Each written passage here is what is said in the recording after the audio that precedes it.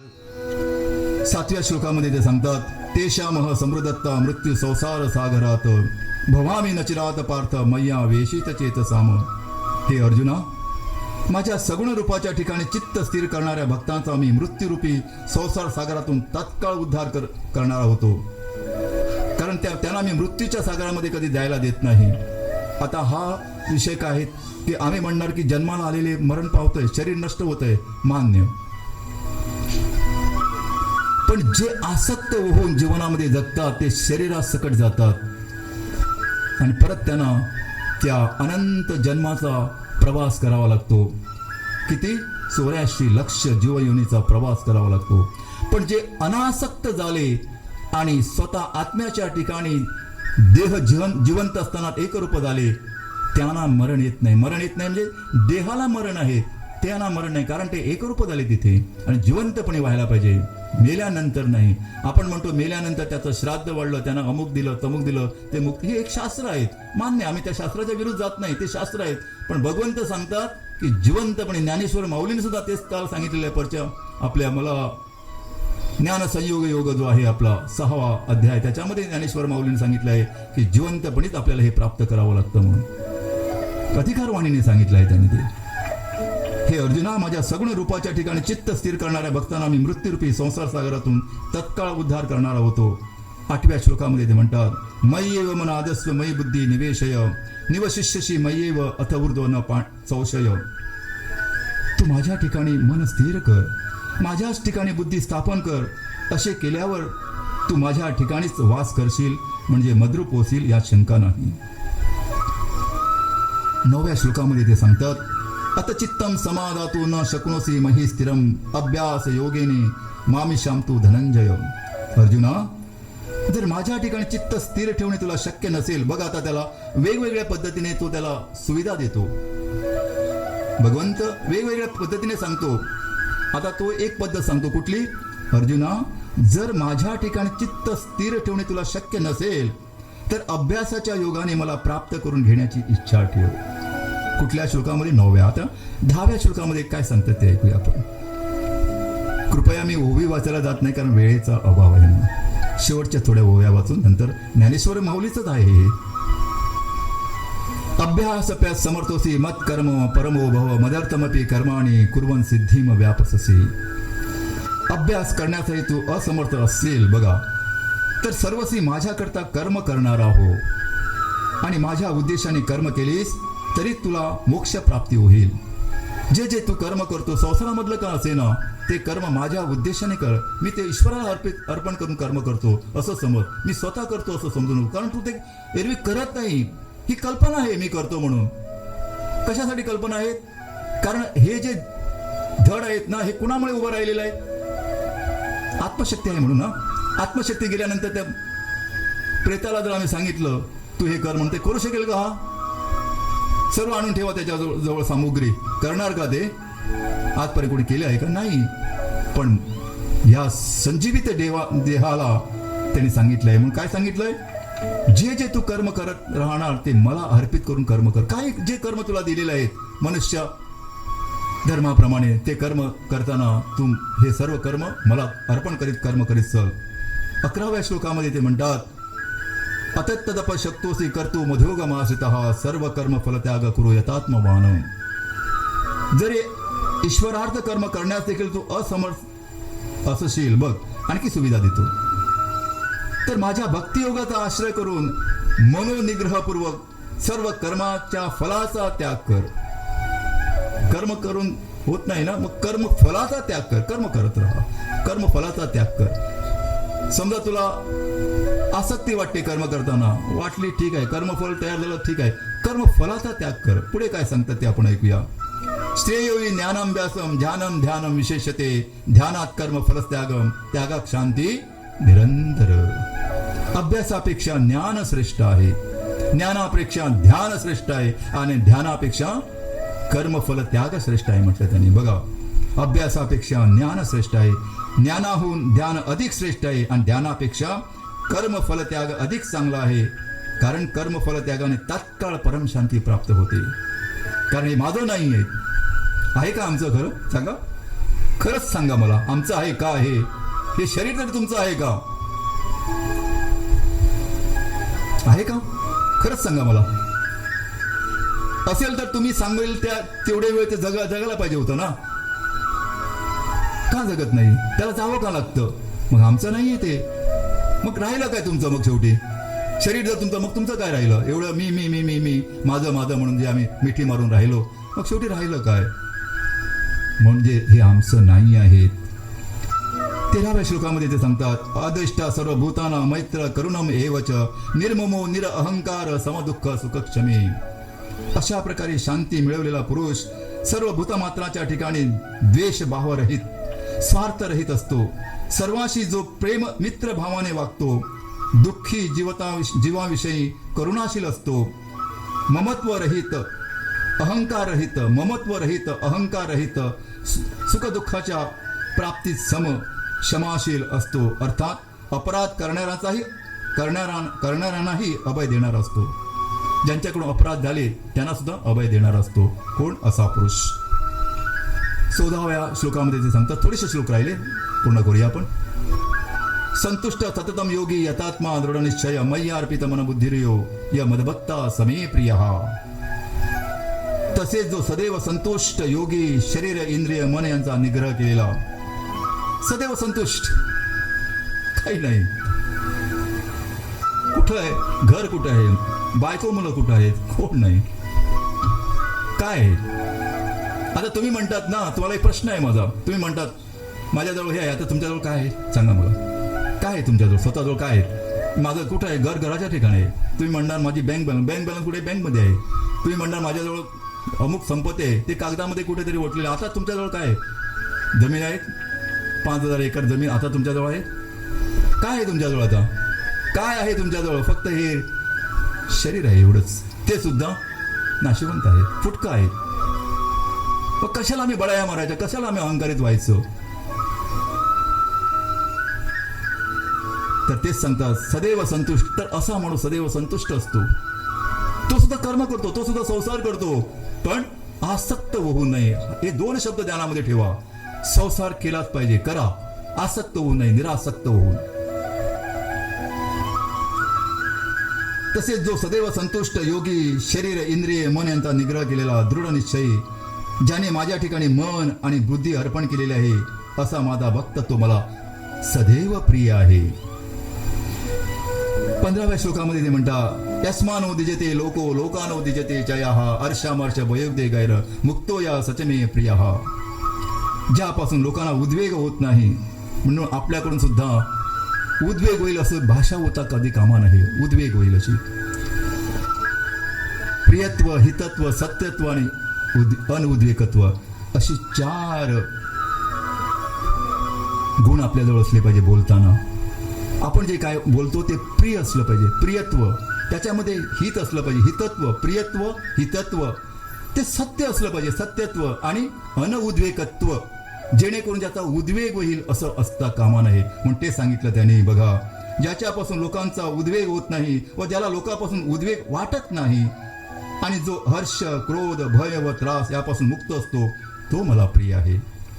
16व्या श्लोकामध्ये ते म्हणतात, अनपेक्ष सुचिरदक्ष उदासीनो वथव्यथम सर्वारंभ परित्यागी यो मदभक्ता समे प्रियः. निस्पृह, आंतरबाह्य पवित्र, कर्तव्य तत्पर, अनासक्त, निर्भय, फलाच्या इच्छेने कोणतेही कार्य न करणारा असा जो भक्त मला प्रिय आहे. बघ, अर्जुनाला सांगतो तो आता कुठला भक्त, सर्व त्याचं वर्णन करतो, भक्ताची वर्णन करतो तो आता कुठे? या भक्ती योगामध्ये. 17व्या श्लोकामध्ये ते म्हणतात, यो न दृश्यती न द्वेष्टी न शोचती न कांक्षती शुभाशुभ परित्यागी भक्तिमान समे प्रियः. जो इष्ट गोष्टीची प्राप्ती झाली असता हर्षित होत नाही, चांगलं झालं म्हणून कधी हर्षित होत नाही, किंवा अनिष्ट गोष्टीची प्राप्ती झाली म्हणून कधी द्वेष पण करत नाही. माझ्या जवळ असलेला कोणतरी माणूस चांगलं घर बांधतो आणि मला बांधता आलं नाही, म्हणजे उदाहरण सांगतो, म्हणतो त्याचा कधी द्वेष करत नाही, त्याची कधी ईर्ष्या करत नाही. मला चांगली नोकरी भेटली, त्याला कनिष्ठ नोकरी भेटली म्हणून तो कधी त्याचा ईर्ष्या करत नाही. म्हणजे ज्याला आपण इंग्लिशमध्ये काय म्हणतो, जेलसी. हा नाही होत, ते होता कामा नाही. कारण त्याच्या कर्माप्रमाणे त्याने केलेलं आहे, त्याला भेटतंय. मी पण माझं कर्म उंचावू, मी पण माझं कर्म उंचावू ना. तर अशा प्रकारे भक्ताच्या अंगामध्ये हे गुण असले पाहिजे. हे भक्त सांगतो, ज्ञानेश्वर माऊली सांगतात. जो इष्ट गोष्टीची प्राप्ती झाली असता हर्षित होत नाही व अनिष्ट गोष्टीची प्राप्ती झाली असता द्वेष करीत नाही. इष्ट गोष्टीचा वियोग झाला असता शोक करत नाही व इष्ट गोष्टीच्या प्राप्तीची इच्छा पण करत नाही. आणि शुभ अथवा अशुभ कर्मफलांचा त्याग करणारा जो भक्तिवान असतो तो मला प्रिय आहे. 18व्या श्लोकामध्ये ते सांगतात, समः शत्रोच मित्रेच तथा मानापमानायो शीतोष्ण सुख दुःखेषु समसंग विवर्जितः. जो शत्रू आणि मित्र तसे मान आणि अपमान यांच्याविषयी समान आहेत. शत्रू काय आणि मित्र काय? कोण कुणाचा शत्रू हो? कोण कुणाचा शत्रू? स्वयं स्वतःचा शत्रू असतोय. ध्यानामध्ये ठेवा. आम्ही एकमेकांना बोटं दाखवतो, हा माझा शत्रू नाही. स्वयं स्वतःचा शत्रू असतो. कारण हे विकार अगोदर माझ्या मनामध्ये येतात, तो शत्रू आहे म्हणून. आणि विकार आले की तुझं नुकसान झालंच. त्याचं कधी होईल ते नंतर होईल. अगोदर माझं नुकसान होतं, कारण विकार माझ्यामध्ये आलेत ना. शिवीगाळ घालताना अंतरामध्ये शिवीगाळ कुणाच्या येतात? शिवीगाळ करणाऱ्याच्या ना. नंतर त्याच्या कानाला ऐकल्यानं त्याला वाईट वाटतं, तो भाग वेगळा आहे. बरोबर ना. अगोदर ते विचार कुठे येतात? स्वतःमध्ये येतात ना. म्हणून स्वतःचा स्वतः शत्रू असतो. म्हणून ते काय म्हणतात, शत्रू आणि मित्र तसे मान आणि सन्मान. जिथे मान भेटला आणि सन्मान भेटला, अरे आम्हाला मान हा एवढा मोठा भेटला की आम्ही या मनुष्य कक्षेमध्ये आलो, याच्यासारखा दुसऱ्या मानाची कुठलीच अपेक्षा करू नका. आम्ही सर्वजण आज मनुष्य कक्षेमध्ये आहोत. याच्यासारखा आणखी दुसरा मान कुठला पाहिजे आपल्याला? कारण या मनुष्य कक्षेमध्ये आल्यानंतर आपलं जीवनाचं जे शेवटचं उद्दिष्ट आहे मोक्ष प्राप्ती, ते याच एकमेव आकारामध्ये आपल्याला प्राप्त होत असतं. म्हणून त्यासाठी हा जो मान भेटलेला आहे, हा ईश्वराने मान दिलेला आहे. त्यासाठी आपले आई वडील निमित्त ठरले. हा मान आम्हाला ईश्वराने दिलेला आहे. आपल्या कर्माचं फळ आहे. आपण अनेक कर्म केले, अनंत जीवनामध्ये आपल्याकडून कर्म घडली आणि कर्म घडता घडता पाप आणि पुण्य समज आलं आणि म्हणून आपल्याला हा मनुष्य देह प्राप्त झालेला आहे. तर अशा प्रकारे ते पुढे काय म्हणतात, मानस आणि अपमान यांच्याविषयी समान आहेत. शीत आणि उष्ण, सुख आणि दुःख यांच्याविषयी सम राहतो. तो आसक्तीस रहित असतो, त्याच्यामध्ये आसक्ती राहत नाही. आणि 19व्या श्लोकामध्ये ते म्हणतात, तुल्य निंदास्तु तिर्मोनी संतुष्ट येन केनचित अनिकेत स्थिरमतीर भक्ती मामने प्रियो नरहा. निंदा व स्तुती समान मानणारा. निंदा केली काय आणि स्तुती केली काय? अरे काय, निंदा केली म्हणून हर्ष पावत नाही आणि स्तुती केली म्हणून म्हणजे निंदा केली म्हणून वाईट वाटत नाही आणि स्तुती केली म्हणून हर्ष पावत नाही. निंदा व स्तुती समान मानणारा, मननशील, शरीर निर्वाहासाठी जे काही मिळेल त्यामध्ये सदैव संतुष्ट असणारा, राहण्याच्या स्थानात कोणत्याही प्रकारची ममता नसलेला, तो स्थिर बुद्धी असलेला भक्तिमान पुरुष मला प्रिय आहे. आणि शेवटच्या श्लोकामध्ये आपण जाऊया. 20वा श्लोक.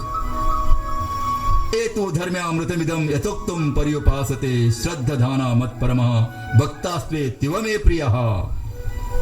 माझ्या ठिकाणी परमश्रद्धा ठेवणारे, मीच परमगती आहे असे समजणारे, आतापर्यंत मी सांगितलेले धर्ममय अमृत जे निष्काम प्रेमभावाने सेवन करतात ते भक्त मला अत्यंत अत्यंत प्रिय आहेत. म्हणून ज्ञानेश्वर माऊली आपल्या ओवीमध्ये काय म्हणतात ते थोडंसं ऐकूया आणि आपण इथे समारोप करूया. थोडंसं भजन, थोडंसं मन रिजवण्यासाठी, कानाला थोडी तृप्त करण्यासाठी थोडक्यात घ्या. रामाचे सार्थक होय भजन करा श्री रामाचे सार्थक होईल जन्माचे. रामाचे सार्थक होईल जन्माचे. भजन करा श्री रामाचे सार्थक होईल जन्माचे. भजन करा श्री रामाचे सार्थक होईल जन्माचे. भजन करा भजन करा भजन करा श्री रामाचे.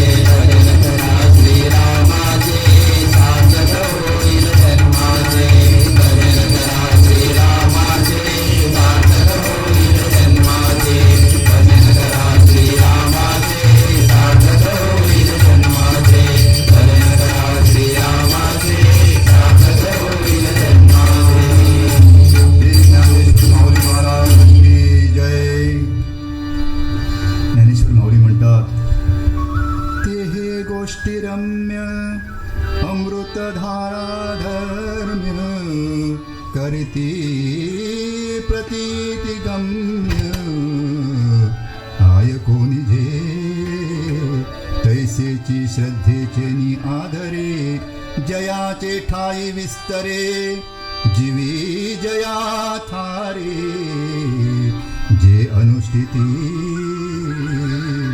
परी निरूपिली जैसी तैसीच स्थिती मानसी मग सुक्षेत्री जैसी पेरणी केली परिमाते परम करुणी ये अर्थी प्रेम धरुनी हेची सर्वस्व मानुनी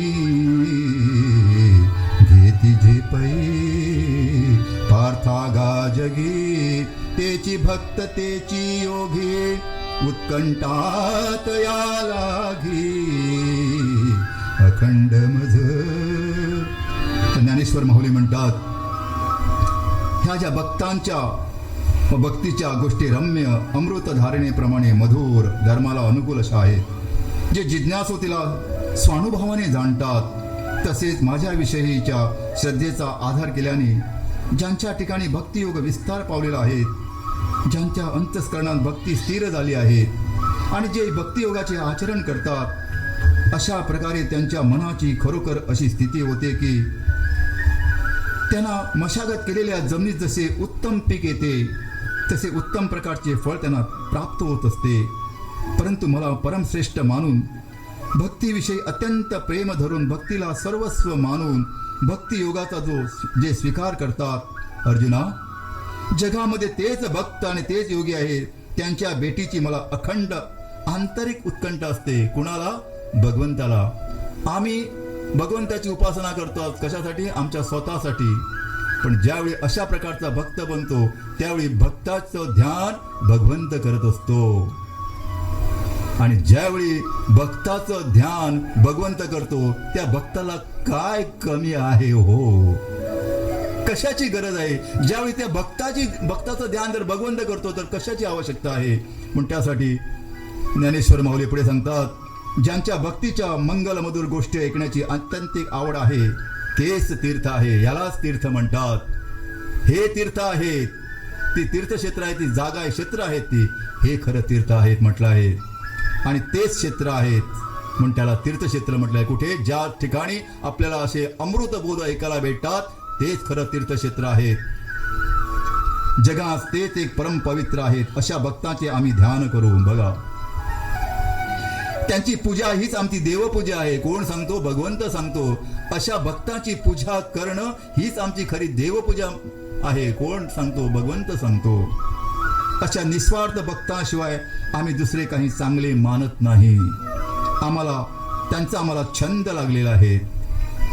तेच आमचा ठेवा आहे. किंबहुना ते जेव्हा आम्हाला भेटतात तेव्हाच आम्हाला समाधान लाभते. कुणाला? भगवंताला. अशा प्रकारचे भक्त ज्यांना भेटतात त्यावेळी भगवंताला खरं समाधान होतं.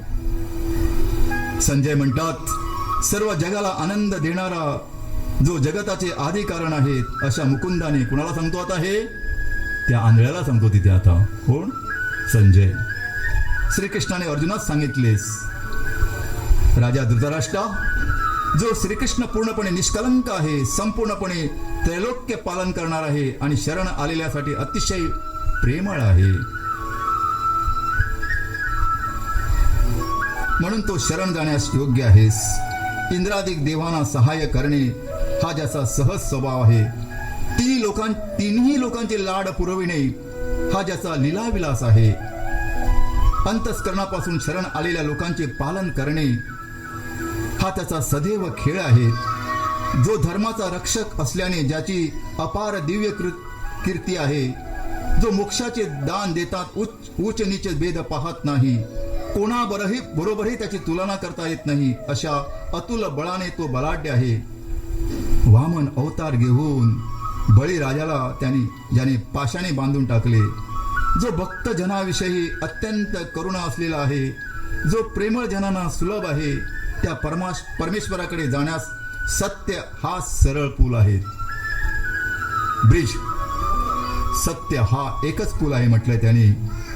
जो 14 विद्या आणि 64 कलांचा सत्यम शिवम सुंदरतेचा ठेवा आहे, असा जो प्रेमळ भक्तांचा व वैकुंठाचा सार्वभौम राजा आहे, तो श्रीकृष्ण भक्तीची व भक्ताची कथा सांगत आहे आणि भाग्यशाली अर्जुन त्याचे एकाग्रतेने श्रवण करीत आहेत.